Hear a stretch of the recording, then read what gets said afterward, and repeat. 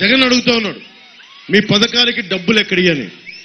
నీకు దోపిడీకి దారులు ఎత్తగలిగినప్పుడు 41,000 కోట్లు నువ్వు మద్యంతో దారి ఎత్తగలిగినప్పుడు, 40,000 కోట్ల ఇసుకతో దోచగలిగినప్పుడు, ఇన్ని లక్షల మందికి పథకాలకి మేము ఇవ్వడానికి మేము కూడా దారులు కనిపెడతాం. దారులు ఉన్నాయి. నేను చంద్రబాబు గారు మాట్లాడుకున్నప్పుడు వారికి ఒకటే చెప్పాం, షణ్ముఖ వ్యూహం జనసేనది కూడా ఉండాలి, సూపర్ 6 రెండు కలిపి దాదాపు 12 అంశాలను కీలకంగా చేశాం. యువతకి 5 సంవత్సరాల్లో 20 లక్షల ఉద్యోగాలు, నెలకి నిరుద్యోగ యువతకి 3,000 రూపాయలు భృతి, స్కూలుకు వెళ్లే ప్రతి విద్యార్థికి ఏడాదికి 15,000 రూపాయలు, ప్రతి రైతుకి ఏటా 20,000 ఆర్థిక సాయం, ప్రతి మహిళకి నెలకి 1,500 రూపాయలు, 19 సంవత్సరాల నుంచి వచ్చిన 59 సంవత్సరాల వరకు, ప్రతి ఇంటికి, ముఖ్యంగా మహిళల కష్టాలు తెలిసాం కాబట్టి ఏడాదికి 3 ఉచిత గ్యాస్ సిలిండర్లు, మహిళలకి ఉచిత బస్సు ప్రయాణం. అలాగే సూపర్ 6 షణ్ముఖ వ్యూహంలో భాగంగా ఇంటింటికి కుళాయి, అంటే ప్రధాన మంత్రి పథకం ఉంది, ఆ పథకం కింద ప్రతి ఇంటికి రక్షిత నీరు, ప్రతి ఇంటికి కుళాయి కనెక్షన్. పేదలని నేను కోరుకున్నా, ఇది షణ్ముఖ వ్యూహంలో నేను చెప్పింది, పేదలని సంపన్నులుగా చేసే దిశగా పబ్లిక్ ప్రైవేట్ పీపుల్ పార్ట్నర్షిప్ లో పథకాలు. అంటే ఉదాహరణకి మనం ఒక 10 లక్షల రూపాయలు ఒక కొత్త స్టార్టప్ పెట్టుకుంటానన్నా, చిన్న వ్యాపారం చేసుకుంటానన్నా, లేదంటే సబ్సిడీ కావాలన్నా, పెట్టుబడి అన్నా, ఇది ఈ పథకం కింద యువతకి 10 మందికి ఉపాధి కల్పించే ఒక వ్యాపారం పెట్టుకుంటే సబ్సిడీ కింద దాదాపు ఒక 10 లక్షల రూపాయలు ప్రభుత్వం అందజేస్తుంది. ముఖ్యంగా యువతకి మెగా డిఎస్సి కోసం ప్రతి సంవత్సరం జాబ్ క్యాలెండర్ విడుదల చేస్తాం. ఉత్తరాంధ్ర, కోస్తా రాయలసీమ ప్రాంతాల అభివృద్ధికి, ఉద్యోగ కల్పనకి ప్రత్యేకమైన ఎంప్లాయ్మెంట్ జోన్లు ఏర్పాటు చేస్తాం. ముఖ్యంగా మీరు ఎంట్రన్స్, మీకు సివిల్స్ కి ప్రిపేర్ అవ్వాలనుకున్నా, లేదంటే స్టేట్ ఎగ్జామ్స్ కి ప్రిపేర్ అవ్వాలనుకున్నా మీకోసం డిజిటల్ లైబ్రరీని ఏర్పాటు చేస్తాం. బీసీలకి రాజకీయ ప్రాధాన్యత, స్థానిక సంస్థల్లోనూ నామినేటెడ్ పదవుల్లోనూ 34% రిజర్వేషన్, చట్టసభల్లో బీసీలకి 33% రిజర్వేషన్ కోసం తీర్మానం చేసి కేంద్రానికి పంపిస్తాం. ముఖ్యంగా బీసీ కులాల్లో సంఖ్యాబలం లేని కులాలకి నామినేషన్ తోటి ఒక నామినేట్ చేసే పోటీ చేయలేని వర్గాలకి నామినేషన్ల ద్వారా రాజకీయ భాగస్వామ్యం కల్పిస్తాం. ముఖ్యంగా బీసీల ఆర్థిక అభివృద్ధికి 140 కులాల పైన ఉన్నాయి, వాటికి సంబంధించి దామాషా ప్రకారం కార్పొరేషన్లకు నిధులు ఇస్తాం. అలాగే యాదవ కురబ సమాజానికి చేనేత ఉత్పత్తులపై జీఎస్టీని రీఎంబర్స్ చేస్తాం. నాయి బ్రాహ్మణ సమాజానికి దేవాలయాల్లో పనిచేసే వారికి 25,000 గౌరవ వేతనం కల్పిస్తాం. గీత కార్మికులకి మద్యం షాపుల్లో 10% రిజర్వేషన్ ఉంటుంది. వడ్డెర కులాలకి క్వారీల్లో 15% రిజర్వేషన్ ఉంటుంది.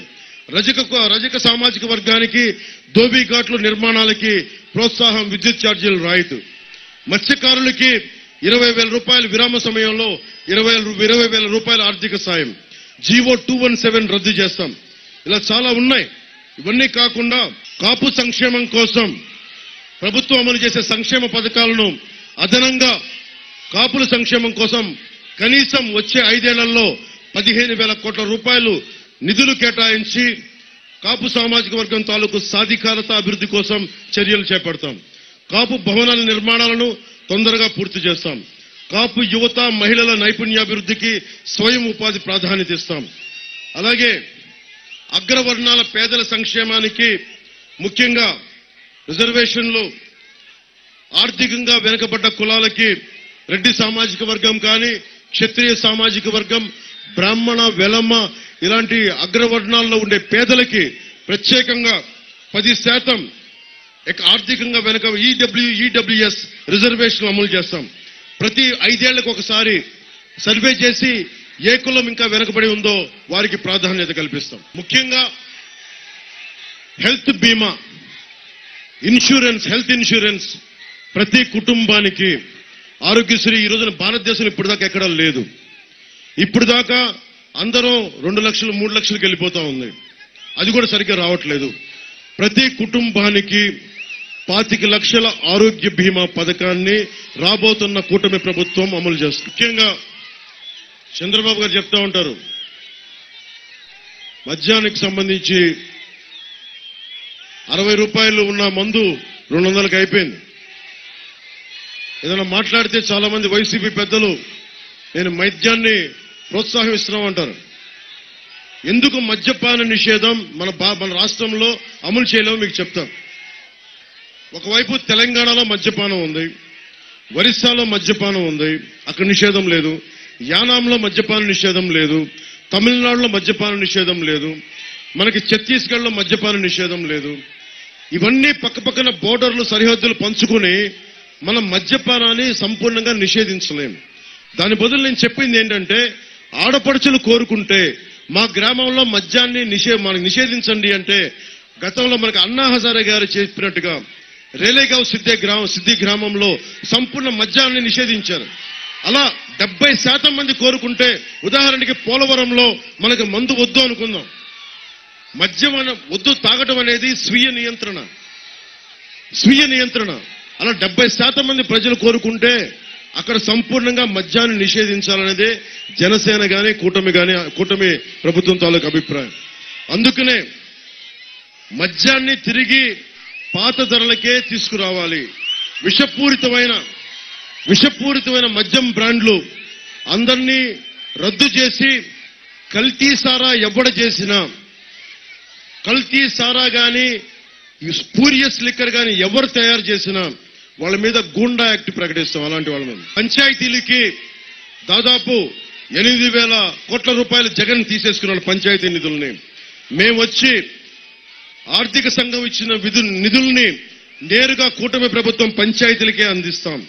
పంచాయతీరాజ్ వ్యవస్థకి పూర్వ వైభవం కల్పిస్తాం. స్థానిక పాలనకు ఊతమిస్తాం. పంచాయతీరాజ్ ప్రాజెక్టుల ప్రతిపాదనల కోసం బడ్జెట్ లో 5% కేటాయిస్తాం. న్యాయవాదుల కోసం దాదాపు స్టైఫండ్ నెలకి 10,000 రూపాయలు, జూనియర్ న్యాయవాదులకి శిక్షణకి ప్రత్యేకమైన ట్రైనింగ్ ఏర్పాటు చేస్తాం. అగ్రిగోల్డ్ ఆస్తులు అమ్మి బాధితులకి న్యాయం జరిగేలా చర్యలు తీసుకుంటాం. ముఖ్యంగా పరిశ్రమలు రావాలి. ముఖ్యంగా మనకి పోలవరం గాని, ఇక్కడ మనకి ఉద్యాన పంటలు అభివృద్ధి చేయాలి, ఫుడ్ ప్రాసెసింగ్ యూనిట్స్ రావాలి. వాటన్నిటినీ చేసి పెడతాం. ఇవన్నీ మీకు భవిష్యత్తులో వచ్చే 2 రోజుల్లో మన ముఖ్య అంశాలు నేను చదివాను.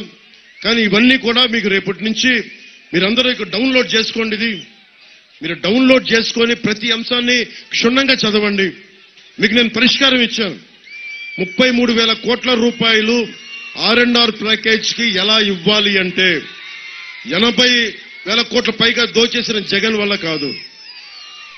నేను 33,000 కోట్లలో మన గిరిజనేతర ప్రజలకు నిలబడటానికి నేను స్వయంగా నేను ట్యాక్స్ విధించుకున్నా.